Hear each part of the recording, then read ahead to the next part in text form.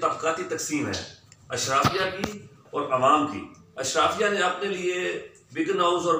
University तक वो education की लाइन अलग हो गई है। गरीब का बच्चा तो कभी मुकाबले के इम्तहान का तसव्वुर नहीं कर सकता,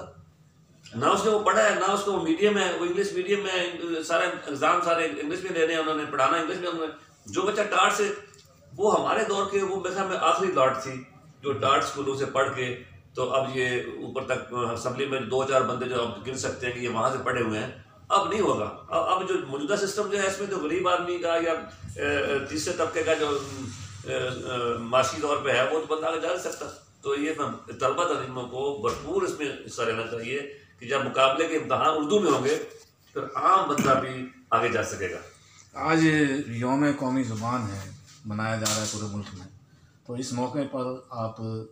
तहरीक निफाज उर्दू के कारकुनान के नाम और जो भी तंजीमात निफाज उर्दू के लिए, फ़रोग़ उर्दू के लिए काम कर रही हैं, उनके नाम क्या पैगाम देंगे? जनाब, इस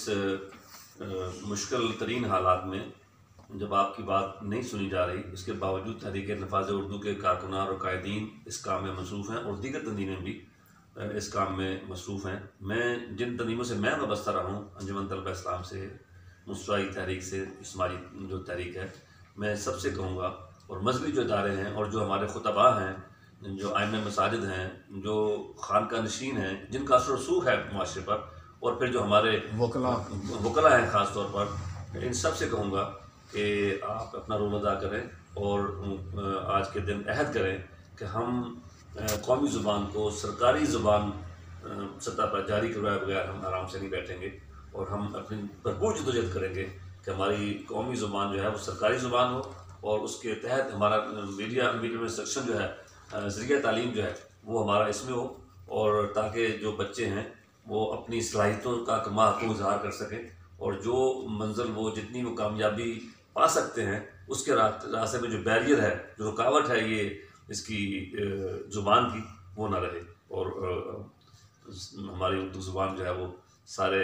वो जो मुझे ख्वाजा मीर दर्द की बात भी मैं बात ख़त्म करूँगा कि ए उर्दू तो फ़कीरों के हाथ का लगाया हुआ पौधा है, एक वक्त आएगा कुरान और हदीस जो है वो तेरे साए में राहत पाएंगे।